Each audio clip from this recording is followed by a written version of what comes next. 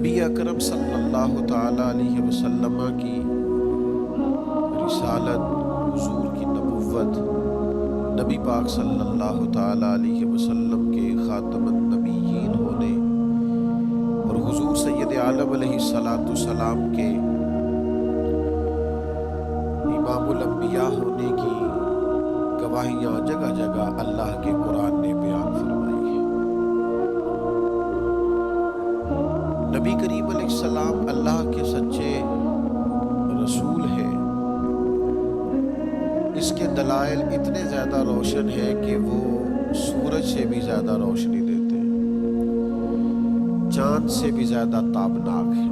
میرے بھائیوں، نبی پاک صلی اللہ تعالی علیہ وسلم کا وجود مسعود جسم اقدس ایسا خوبصورت تھا، وہ خود اس بات کی دلیل تھا کہ یہ اللہ کے سچے رسول ہیں۔ ہمارے ہاں بہت سارے لوگ ہیں جو اکثر اس بات پر گفتگو کرتے ہیں کہ نبی پاک صلی اللہ تعالی علیہ وسلم کو اور تمام انبیاء کو اللہ تعالیٰ نے بشریت کا کالم عطا کیا، تو بھائی بالکل ٹھیک ہے۔ اعلیٰ حضرت رحمۃ اللہ علیہ نے لکھا ہے، حضور کی بشریت کا انکار کرنا تو کفر ہے۔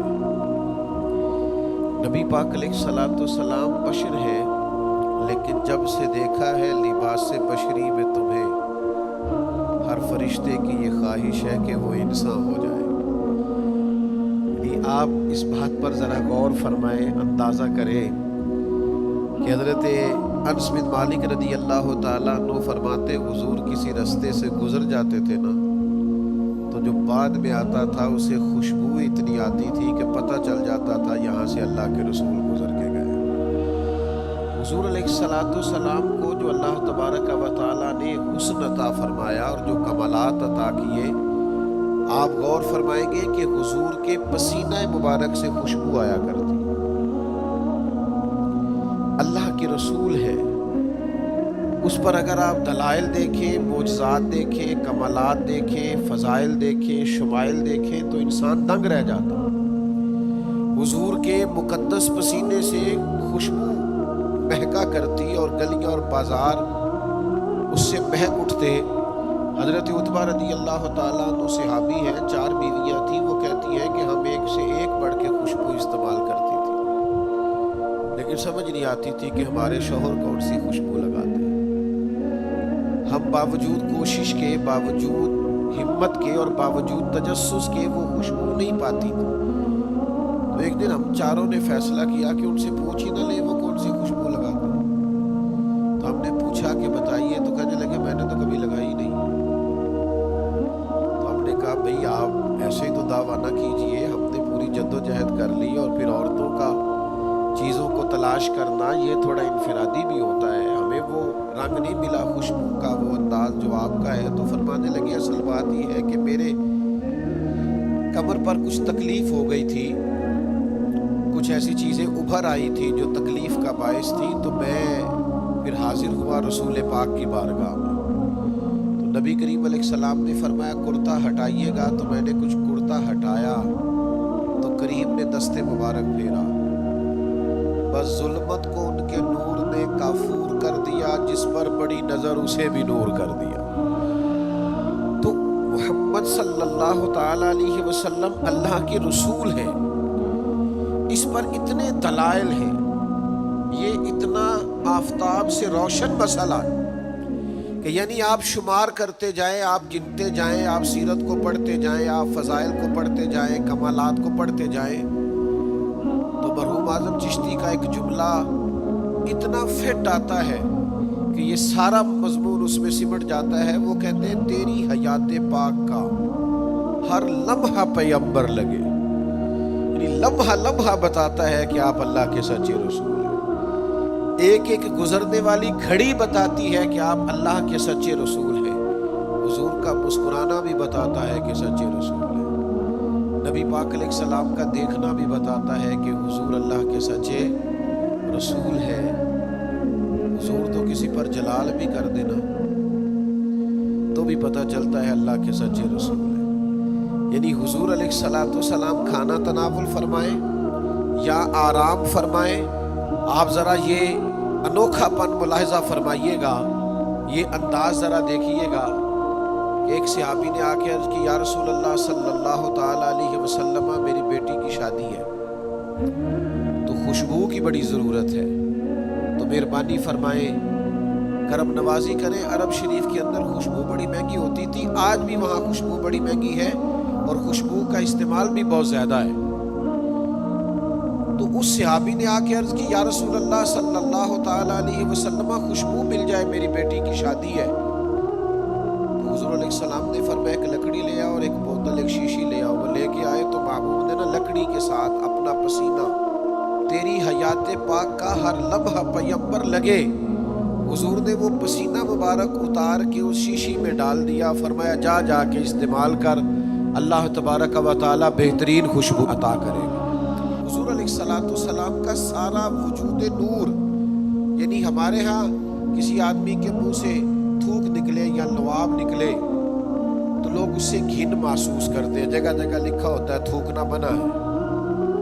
لیکن نبی کریم اگر لعاب دہن لگا دینا مولا علی کی آنکھوں پر تو شیر خدا فرماتے ہیں مجھے پہلے سے بھی زیادہ بہترین نظر آنا شروع ہو جاتا ہے.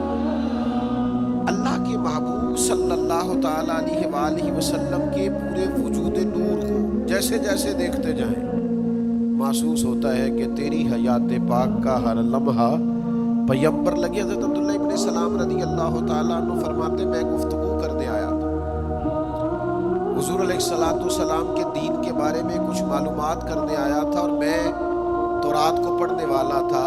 اہل یہود کے علماء میں سے آپ کا شمار ہوتا تھا. اپنے کچھ لوگوں کے ساتھ آئے، فرماتے ہیں نبی کریم صلی اللہ تعالی علیہ وسلم اونٹنی پر تشریف فرماتے اور صلہ رحمی کے متعلق کچھ گفتگو کر رہے تھے. میں نے حضور کی گفتگو سنی. محبوب کا لباس مبارک مہنگا نہیں ہوتا تھا پر نہایت ہی اجلا ہوتا تھا، نہایت سادہ ہوتا تھا، نہایت باکمال ہوتا تھا. فرماتے میں نے اونٹ پر بیٹھے ہوئے محبوب کے لباس کا، بات کرنے کا، نفاست کا، ہاتھ اٹھانے کا وہ انداز دیکھا اور جھکی جھکی نظریں اور معصوم لہجہ اور گفتگو میں سلاست اور روانی اور ٹھہرے ٹھہرے جملے اور لفظوں کا وہ ایک خوبصورت ریتھم. فرماتے ہیں وہ سارے انداز میں نے دیکھے تو میں جو بات کرنے آیا تھا مجھے بھول ہی گئی.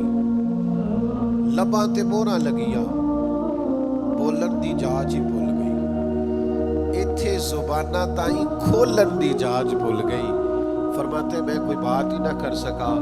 جیسے ہی محبوب کے قریب گیا میں نے فوراً عرض کیا مجھے کلمہ پڑھا دے، میں مسلمان ہونا چاہتا ہوں. یہ آج جو لوگوں کی طبیعتیں الجھ سی گئی ہیں نا، آج یہ جو بے شمار باتیں، بے شمار گفتگو، سوشل میڈیا کا بے دریغ اور بے ہنگم استعمال اور ذہن کو ہر وقت تھکائے رکھنا اور طبیعت کو ہر وقت اوور تھنکنگ کرتے کرتے اپنے آپ کو پریشان کر دینا، یہ جو ساری بے چینی ہے، یہ جو سارا اضطراب ہے، یہ جو ساری ہماری طبیعتیں الجھ سی گئی ہے. ہر آدمی کو دوسرا دشمن نظر آتا ہے اور ہر ایک کو دوسرا اپنا مخالف دکھائی دیتا ہے اور معاشرے کے اندر بسنے والا ہر آدمی لالچی دکھائی دیتا ہے. محسوس ہوتا ہے سارے شہرت کے لیے لگے ہوئے ہیں، سارے اقتدار کی جنگ لڑ رہے ہیں. یہ جو ہماری ساری بدگمانیاں ہیں اس کی بنیادی وجہ یہ ہے کہ ہم ادھر ادھر تو کھل کے دیکھتے ہیں، اپنے محبوب کی بارگاہ کی طرف نہیں دیکھتے. ہم جب حضور علیہ السلام کی پرکیف شخصیت کو دیکھیں گے، فضائل دیکھیں گے، کمالات دیکھیں گے، معجزات دیکھیں گے، نعت پاک کی طرف توجہ کریں گے، اخلاق عالیہ کو دیکھیں گے، حسن کردار کو دیکھیں گے. دنیا میں وہ لوگ بڑے عظیم ہوتے ہیں جو نبی پاک علیہ السلام کی محبت میں پوری طرح محو ہو جاتے ہیں. آپ یقین کریں جو دروازہ رسول تک پہنچ جاتے ہیں ان کا سفر ہی ختم ہو جاتا ہے. جو حضور کی بارگاہ تک پہنچ جاتے ہیں ان کے ذہن کی مشقت پھر ختم ہو جاتی، انہیں منزل نصیب ہو جاتی. وہ لوگ اس طرح کے ہو جاتے ہیں کہ اب زندگی میں ایک ٹھہراؤ آ گیا، اب سکون نصیب ہو گیا، اب اطمینان قلبی مل گیا، اب مقصود ہاتھ آ گیا ہے، منزل مل گئی ہے۔ نوجوانوں بہت زیادہ نہ الجھا کرو یار، بہت زیادہ پریشان نہ ہوا کرو۔ جب دل بڑا گھبرا جائے نا تو اپنے نبی پاک کی سیرت کو پڑھا کرو، حضور کے احوال شریفہ کا مطالعہ کیا کرو، ان کے حسن کی بات دیکھا کرو، جمال کی بات دیکھا کرو، کمال کی بات دیکھا کرو، محبوب کے بانٹنے کا انداز دیکھا کرو، نوازنے کا انداز دیکھا کرو، نبی پاک کا دشمنوں کو معاف کرنے کا رنگ دیکھا کرو، حضور کا عطا کر دینے کا انداز دیکھا کرو۔ معاشرے میں، سوسائٹی میں ہر طرف بے راہ روی ہے، سارے دشمن ہیں، لیکن محبوب تبلیغ بھی اطمینان سے کرتے ہیں، ان کو دعوت توحید بھی مطمئن ہو کے دیتے ہیں، اور جب ان کے لیے دعا کرتے ہیں تو پھر بھی پوری دل جمی کے ساتھ دعا کرتے ہیں۔ یہ خاص ٹھہراؤ آپ کو حضور کی بارگاہ تک جانے میں ملے گا۔ ہم نا رسمی سی محفل کرتے ہیں، رسمی سا میلاد، رسمی سا معراج، رسمی سی سیرت، رسمی سی باتیں، وہ جو خاص کیفیت ہوتی ہے نا امتی کی پوری طرح محبوب کے قدموں سے جڑ جانا، یہ والہانہ پن کبھی ملے نا، والہانہ پن، یعنی حضرت طلحہ بن برار رضی اللہ تعالیٰ عنہ کی نبی کریم سے ملاقات ہوئی، حضور سے ملے اچانک، اور دوڑ کے جا کے نا تو نبی پاک کے قدموں سے لپٹ گئے، اور پھر لپٹے ہیں اور والہانہ انداز ہے اور وارفتگی دکھا رہے ہیں اور عشق کا مظاہرہ کر رہے ہیں، اور پھر اسی درد اور تڑپ میں عرض کرنے لگے حضور مجھے کوئی حکم کرے میں فوراً تعمیل ارشاد کروں، کچھ فرما دیں۔ یہ والہانہ پن، یعنی کبھی آپ بڑے بے چین ہو تو کہیں یار کھولو سیرت کی کتاب، اپنے نبی کا کوئی ذکر پڑھتے ہیں، کھولو فلاں آدمی کو سنے جو حضور کے عشق کی بات کرتا ہے، آؤ کوئی نعت پاک کا نغمہ چھیڑ دے جو ہمارے دلوں کو ٹھنڈا کرے، آؤ کوئی قرب پائے حضور کے دروازہ نور کی طرف سفر کرے۔ ہم کہاں الجھے ہوئے ہیں، کہاں سکون تلاش کر رہے ہیں، کہاں ہم نے اپنے آپ کو الجھا دیا ہے، کن بے معنی اور بے مقصد باتوں میں ابحاث اور بحثیں کر کر کے اپنے آپ کو پریشان کیے ہوئے ہیں۔ آئیے دیکھیے رسول اللہ صلی اللہ تعالی علیہ وسلم کی زندگی کا لمحہ لمحہ آپ کے کلیجے کو ٹھنڈا کرے گا، آنکھوں کو سکون دے گا، باطن کو پاکیزہ کرے گا، سوچوں کو نکھار دے گا۔ کہہ لینے دو مجھے یہ جملہ، حضور سے پیار کرو، جینے کا بھی مزہ آئے گا، مرنے کا بھی مزہ آئے گا، لطف نصیب ہو جائے گا، سرور نصیب ہو جائے گا، ایک کیف سا میسر آ جائے گا۔ حضور کی بارگاہ عالی مرتبت تک جڑو، نبی پاک علیہ الصلوۃ والسلام کے اخلاق عالیہ کو اپناؤ، کردار کو سمجھو، حسن تکلم کو سمجھو، نبی پاک علیہ السلام کی باتوں پر غور کرو۔ یقین کرو کبھی پڑھتے پڑھتے وجد ہو جاتا ہے، کبھی ان باتوں کو صرف مطالعہ کی نظر سے دیکھیں، سیکھنے کی نظر سے دیکھیں تو ایسے لگتا ہے کہ جیسے روح پرواز کرنے لگی۔ یہ اس طرح کے بھی کمالات ہوتے ہیں، یہ بھی رنگ ہوتا ہے، یہ بھی انداز ہوتا ہے، یہ بھی طور طریقے ہوتے ہیں۔ اور پھر حضور امی ہے، نبی کریم نے دنیا میں کسی استاد سے پڑھا نہیں، حضور سید عالم صلی اللہ تعالی علیہ وآلہ وسلم کسی مکتب میں نہیں گئے، حضور نے کسی مدرسے سے تعلیم نہیں پائی، لیکن جب حضور بات کرتے نا، جب محبوب حکمت کے موتی رولتے نا، جب نبی پاک علیہ الصلوۃ والسلام کوئی کلام کرتے نا، آپ یقین کریں ایسا انوکھا پن، ایسا نرالا فیصلہ، ایسی حکمت اور دانائی سے بھری ہوئی بات، یعنی جو فلسفیوں سے کھل نہ سکی اور نکتہ وروں سے حل نہ ہوئی، وہ بات ایک طیبہ والے نے بتلا دی چند اشاروں میں۔ حضور دو چار اشارے کرتے اور عقدے کھل جاتے۔ ایسی دانائی والی بات، ایسی قیمتی بات، ایسی انوکھی بات محبوب بیان کرتے۔ حضرت سعد بن عبادہ رضی اللہ تعالیٰ عنہ کے پاس نا فتح مکہ کے موقع پر جھنڈا تھا، وہ علم بردار تھے، جن کے پاس جھنڈا ہوتا تھا وہ آدمی سب سے آگے آگے ہوتا تھا۔ اب ایک وقت ایسا آیا کہ صورتحال اس طرح کی بن گئی کہ حضرت سعد بن عبادہ کو اس منصب سے ہٹایا جائے گا۔ بڑا مشکل فیصلہ ہے، انہوں نے کوئی ایسی معاذ اللہ غلطی بھی نہیں کی، لیکن حالات ایسے آ گئے ہیں کہ جناب سعد بن عبادہ کو ہٹانا پڑے گا، ان سے جھنڈا لیا جائے گا۔ صحابہ بڑے پریشان ہیں کہ حساس آدمی ہیں، ان کی خدمات بہت زیادہ ہیں، کس طرح ان کو ہٹائیں گے، کیا کریں؟ نبی کریم کی بارگاہ میں عرض گزار ہے، یا رسول اللہ کیسے ہٹائیں حضرت سعد بن عبادہ کو؟ اور کیفیات اور حالات بھی ایسے ہیں کہ ہٹانا بھی پڑے گا۔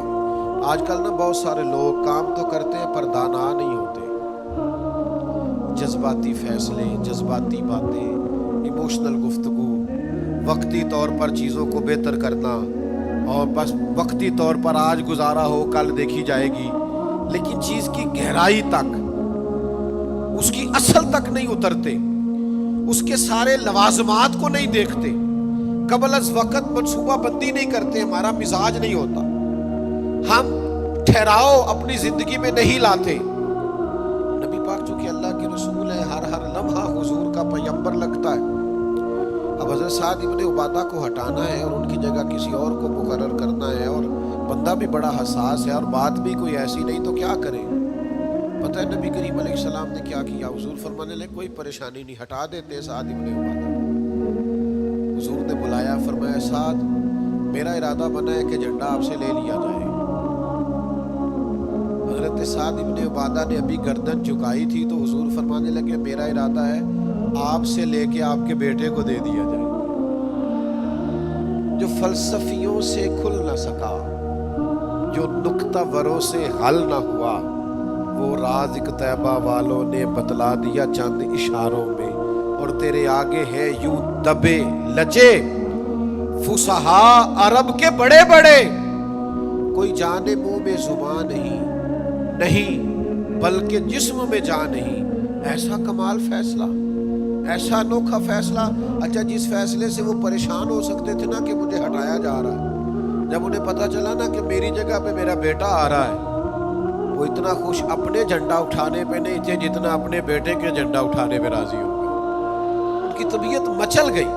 نبی پاک صلی اللہ تعالی علیہ وسلم کے پیغمبر ہونے پر، نبی ہونے، ایسے دلائل، ایسے کمال جس زاویے سے دیکھیں ششدر رہ جائے گی، حیران رہ جائیں گی، پیار ہو جائے گا۔ کچھ ایسے مصنفین بھی گزرے ہیں معاذ اللہ ثم معاذ اللہ، جو مسلمان نہیں تھے، غیر تھے، کلمہ نہیں پڑھتے تھے، معاذ اللہ استغفر اللہ، نقل کفر نہ باشد، تنقید کی اینک لگا کے انہوں نے حضور کی سیرت کو پڑھا، لیکن اس نظر سے پڑھا پھر بھی مدینے والے کے غلام ہو گئے۔ یہ کہنے پر مجبور ہو گئے کہ نہ بھائی ایسا کوئی محبوب کہیں ہوگا نہ کہیں ہے، بیٹھا ہے چٹائی پہ مگر عرش نشی ہے۔ نبی پاک علیہ السلام۔ پھر ایک اور بات، حضور امی ہے لیکن ایسی کمال بات کرتے، ایسا انفرادی فیصلہ کرتے کہ دنیا حیران رہ جاتی۔ پھر جو عظمت کردار ہے نا، بلندی کردار، مجھ سے ناراض نہ ہوئیے گا، بہت سارے لوگ ہیں جو باتیں بڑی زبردست کرتے ہیں، گفتگو میں کوئی ان سے جیت نہیں سکتا، ان کا لب و لہجہ ایسا ہوتا ہے کہ شاید کسی بڑے سے بڑے عالم فاضل کو بھی بولنے نہ دے، لیکن عمل کی باری آتی ہے تو کمزور ہوتے ہیں، باتیں بیسیوں آتی ہیں، درجنوں آتی ہیں، نماز کا ٹائم ہوتا ہے تو بہانے بازی کرتے ہیں، میرے کپڑے نہیں ٹھیک، بس دعا کریں انشاءاللہ شروع کر دوں گا، کہانیاں سناتے ہیں۔ کیوں اتنے بولے بنتے ہیں؟ ہمیں سمجھ آتی ہے کہ آپ گفتار کے غازی ہیں، آپ باتوں میں صرف ساری چیزیں سیدھی رکھتے ہیں، آپ اس جگہ پہنچ ہی نہیں پا رہے۔ عمل، کردار، یہ بھی ایک مبلغ ہوتا ہے، آپ کا کردار بھی تبلیغ کرتا ہے، آپ کا لب و لہجہ بھی۔ حضرت امام جعفر صادق رضی اللہ تعالیٰ عنہ سے ایک شخص نے کہا تھا میں دین کی تبلیغ کرنا چاہتا ہوں، مجھے بتایا کیا کروں؟ تو امام جعفر صادق رضی اللہ تعالیٰ عنہ فرمانے لگے دین کی تبلیغ کرنی ہے تو بڑا آسان نسخہ ہے، دین میں عمل کرنا شروع کر دیں، تبلیغ ہونی شروع ہو جائے گی۔ لیکن ہم نا अमल की दुनिया में बड़े कमज़ोर होते हैं। कुर्बान जाए, हुजूर अलैहिस्सलाम ने जिस मुआशरे में आँख खोली थी वो जुहला का मुआशरा था, जुल्म था, सितम था, बर्बरियत थी। उन लोगों की सोचें, उनकी बातें, उनका जालिमाना मिजाज बड़ा अनोखा था। लेकिन कमाल की बात है ना, चारों जानिब लोगों का मिजाज जालिमाना था, लेकिन महबूब को अल्लाह ने रहमत बना के भेजा। हर तरफ लोग नाइंसाफी की बात करते थे, लेकिन महबूब ने इंसाफ के बोल को हमेशा बाला रखा, उस तराजू को हमेशा बुलंद रखा। हर तरफ लोग हक खा जाते थे, लेकिन महबूब ने फरमाया हक खाया नहीं जाएगा, हक दिलाया जाएगा। किरदार दिखाया, किरदार। वो जो तेरी जान के दुश्मन है वो भी कहते हैं, वो जो तेरी जान के दुश्मन है वो भी कहते हैं, अमीन तू है, सदाकत की आबरू तू है। दुश्मन भी कहते हैं सच्चे तो बहरहाल है, अमानतदार तो बहरहाल है, गलत बात तो बहरहाल नहीं करते। यानी दुश्मन भी अगर उठ के गवाही दे कि अगर किसी ने कमाल देखना है तो आमिना के लाल को जाके देखो, अगर किसी ने इंसाफ देखना है, अगर किसी ने धरती पे हुस्न देखना है तो अब्दुल्ला के दुर्रे यतीम को देखो। वो भाई आप समझे ना, अजमत किरदार के वो मोती जो हुजूर ने अता की। देखिए, बाहर वालों ने जब दलीलें मांगी तो हुजूर ने मोजज़ात दिखाए, और जब अपनों ने दलीलें मांगी, मक्के वालों ने, कुरैश वालों ने, अपने कबीले वालों ने दलील मांगी, आप नबी हैं तो दलील क्या है? तो अल्लाह का कुरान कहता है कि महबूब ने कहा फ़क़द लबिस्तु फ़ीकुम उमरम मिन क़ब्लिही अफ़ला ताक़िलून, और मैंने तुम्हारे बीच उम्र गुजारी है सारी, तुम्हें अकल नहीं? मैं कोई बाहर से नहीं आया, मैंने 40 साल तुम्हारे अंदर गुजारे हैं। मेरे जैसा कुछ सच्चा है तो दिखाओ, कोई दियानतदार है तो दिखाओ, कोई पाकीज़ा मिजाज है तो दिखाओ, कोई इस तरह का सुथरा है तो दिखाओ, कोई इस तरह का मुज़क्की है तो दिखाओ। तुम्हारे बीच मैंने वक्त गुजारा है। बाकियों को नबी पाक ने मोजज़ात बतौर दलील दिए, और जब अपनों ने दलील मांगी तो हुजूर ने फरमाया मेरी सीरत देख लो, मेरा किरदार देख लो, मेरे शब रोज़ देखो। फ़क़द लबिस्तु फ़ीकुम उमरम मिन क़ब्ली, मैंने इससे पहले उम्र का हिस्सा तुम्हारे बीच गुजारा है। अफ़ला ताक़िलून, तुम्हें अकल नहीं? दोस्तों, थोड़ा सा ना किरदार पर भी तवज्जो करनी पड़ेगी, अपने आप को थोड़ा सा तब्दील करना पड़ेगा। मैं आपकी खिदमत में अर्ज़ करूं, दौलत से लोगों को जीता नहीं जा सकता। दौलत तो लोगों को लालची बना देती है। आप किसी को पैसे दें, 10,000 दे, अगली दफ़ा वो 25 मांगेगा, तो आप 50 दे, अगली दफ़ा लाख मांगेगा। इसकी भूख तो बढ़ती है। आप ओहदे के जोर पर भी लोगों के महबूब नहीं बन सकते, इसलिए कि फिर वो शख्सियतों से प्यार नहीं करते, कुर्सियों से प्यार करते। आप कुर्सी पे हैं तो आप अच्छे लगते हैं, जब दूसरा आएगा तो उसको सलूट कर लेंगे। नबी पाक अलैहिस्सलाम ने फरमाया अगर तुम किसी शख्स को कायल कर सकते हो और उससे मोहब्बत बढ़ा सकते हो तो एक ही सूरत है, और वो तुम्हारा हुस्न अखलाक है। अल्लाह के महबूब सल्लल्लाहु ताला अलैहि वसल्लम ने खुल्क के साथ, किरदार के साथ, नबी पाक अलैहिस्सलाम ने मोहब्बत के साथ। ज़ैद बिन नसना बहुत बड़े यहूदियों के आलिम थे। एक दिन हज़रत बिलाल हबशी रज़ी अल्लाह ताला अन्हु से कहने लगे, सुना है नबी पाक अलैहिस्सलाम की बारगाह में जब बहुत सारे मेहमान आते हैं तो आपको कुछ कर्ज भी लेना पड़ता है। जनाब बिलाल कहने लगे लेना पड़ता है। कहने लगे मुझसे ले लें, मेरे पास इजाफी पैसे पड़े हैं, आपने दे ही देने। हज़रत बिलाल ने ले लिए। एक टाइम मुकर्रर हो गया, फलां दिन पैसे वापस कर दें। अभी वादे में 3 दिन रहते थे। नबी पाक अलैहिस्सलाम मदीना तय्यबा के चौक में खड़े हैं, साथ हज़रत उमर फारूक रज़ी अल्लाह ताला अन्हु। ये वहाँ पहुँच गए यहूदियों के आलिम, आके कहने लगे वो मेरी रकम वापस करें। तो हुजूर ने फरमाया अभी तो वादे में 3 दिन रहते हैं। तो उससे बड़े सख्त जुमले कहे। आपकी तवज्जो है मेरी बात पर? समझ आ रही है मेरी बातों की? चिढ़ाने वाले इतने खतरनाक नहीं होते जितने चिढ़ जाने वाले खतरनाक होते। इतनी जल्दी किसी की बातों से चिढ़ा ना करे। नहीं, हर एक कोई दुश्मन बना लेते हो। जिसका स्टेटस ही नहीं आपके साथ खड़े होने का, उसे भी दुश्मन बना, और दुआ करो कि दुश्मन भी खानदानी हो। हर एक को दुश्मन मान लेते हो, इससे भी मेरा इख्तलाफ है, ये भी मुझसे हसद करता हो। छोड़े यार, आपका कोई स्टेटस ही नहीं है, सबके साथ आपका मुकाबला शुरू हो जाता है। कहीं रुके तो सही, कहीं वो जो 3 बंदे वहाँ खड़े हैं, वो जो 4 वहाँ खड़े हैं, वो जो 5 वहाँ खड़े हैं, वो मेरे खिलाफ बातें कर रहे हैं। वो यार आप बिला वजह परेशान है, वो कोई और गल पे कर दे, तो अड़ी नहीं करते। वो कोई बिला वजह दुश्मन बना लेना, चिढ़ जाना, जरा सी बात पे डिस्टर्ब हो जाना, बहुत ज्यादा प्रेशर अपने जहन पे डालना, इससे बंदा कमजोर पड़ जाता है। उन्होंने सख्त जुमले कहे, लेकिन नबी करीम सल्लल्लाहु ताला अलैहि वसल्लम ने ना किसी बात का कोई जवाब नहीं दिया। हजरत उमर ने तलवार निकाल ली, तो हुजूर फरमाने लगे, उमर